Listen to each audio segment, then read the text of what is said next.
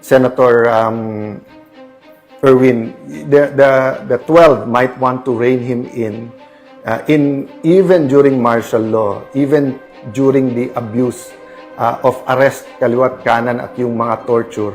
Wala pong high official na nagsabing, kwekwelyuhan ko yan, ako mismo arrestuhin ko yan, etc. So, you know, it's incredible that you'll have a human being speaking like that. Kaya sa sulat ni former Congressman Michael Defensor, dapat ang sagot namin ay simpleng umattend kayo sa legitimate na Blue Ribbon Committee dahil yun ang may legal protection. Pero siguro idadagdag ko dun sa sulat na yung ganun mental state ng isang senator tapos siya ang magiging chairman, walang makakapag-guarantee ng inyong safety doon. At tandaan nyo po, tapos na po tayo doon sa 18 Marines. Kung gusto nila ipatawag ulit under Senator Marcoleta, pwede mag-attend sila Senator Win. Pero nandun pa tayo sa 2 o 3 witnesses na ang bibigat at may mga dokumento at talagang mayayanig yung ating bansa. Kaya po nagkakaroon ng ganito. Ang problema po, kaya sinabi kong malapit malayo. And then because of the flood control na sobrang daming tatamaan sa ating lipunan. So, the moment of truth is coming, and I use it literally, the moment of truth. Ang issue ngayon, katotohanan. Democracy is also an issue, but the issue is truth. Do you want a Senate that will cover up the truth? So, pinipilit ni Senator Erwin Tulfo na mag-hearing sa Monday, even if we know that yung na bogus, peke, hindi totoo yung kanilang session, so hindi rin totoo na acting Senate President si Win Gatchalian at hindi rin siya totoong chairman ng Blue Ribbon Committee. Sabi sa akin ng media nung Thursday, Sir, anong ebidensya mo na ang Malacanang ay involved? Well, aside from sino pa ba pwede magpadala ng NBI ng 2 araw kung hindi Malacanang? Yung saan ba nag-meeting yung 11, hindi ba sa Malacanang din? O, ba't pangatlo, anong sabi nilang ebidensya? Ano sabi ni, di ba ang isda sa bibig talaga nahuhuli? Ano sabi ni former Senate President Tito Soto? O, ang naniniwala na kami ang majority at si Senator Win ang acting Senate President ay Malacanang, House of Representatives. O, ikaw na nagsabi, Malacanang, kasama sa plano eh. O, yun din ang sinabi ni Senator Win. Para walang bulo sa bangko, sa mga empleyado, tanong natin sa civil service. So, yun po ang sinasabi kong, guys, kung mahal nyo si Senator Win, huwag nyo sirain yung kanyang future. Saan ka nakakita ng Senate President, unang gagawin, imbitahin yung SILG, yung Secretary of Interior and Local Government, para ayusin yung peace and order sa Senate. May sarili tayong USAA, may contingent tayo ng Marines PNP, may PNP sa labas. Pag kulang yon, you can request the PNP. Hindi mo pinapapunta yung SILG mismo. Ngayon naman, ang magde-decide kung sinong Senate President, hindi rules natin, hindi konstitusyon natin, civil service. Sino ba nag-appoint ng Civil Service Commission? Malacanang din, di ba? So, napakahirap po. But I'll offer you a solution, Senator Win. Mag-meeting tayo, may naiisip akong solusyon.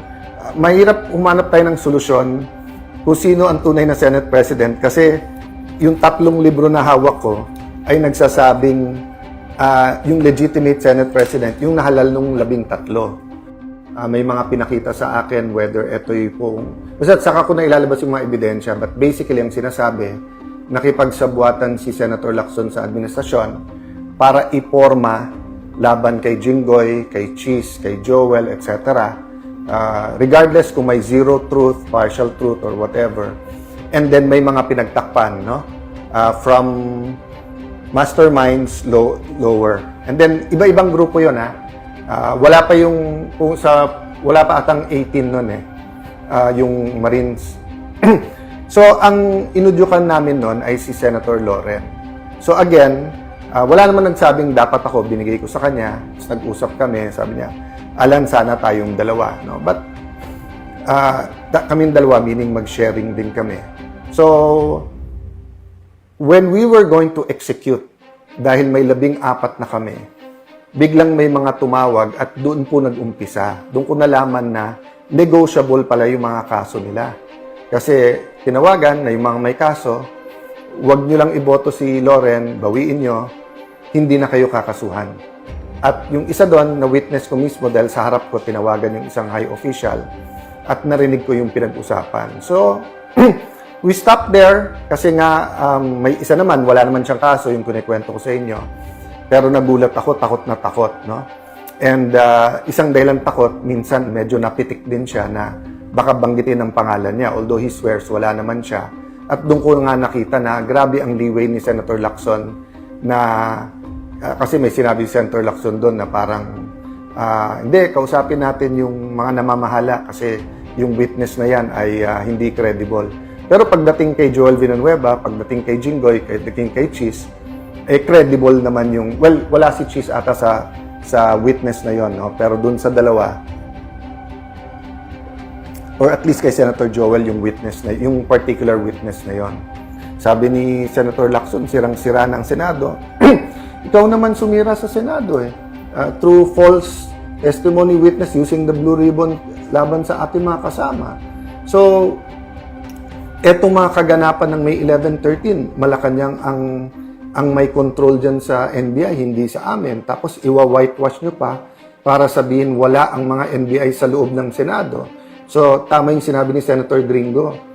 Pag armado ka at dapat nandun ka, wala ka doon at nandun ka, bakit papagalitan mo yung reaksyon? So, he was talking about yung mga panahon ng kudeta. So, kung may mga sundalo sa labas ng Malacanang, natural na magwa-warning shot ang mga taga-Malacanang, paalisin ka. So, ginulpi na nila ang isang taga-OSAA, hinabol nila ang isang senador sa loob ng Senado. So natural, nung pinaligiran nila ang Senado at they crossed over from GSIS into the Senate na naka-full battle gear, natural na magkakaroon ng warning shot. And then ang sisisihin kami, hindi yung nanggugulo.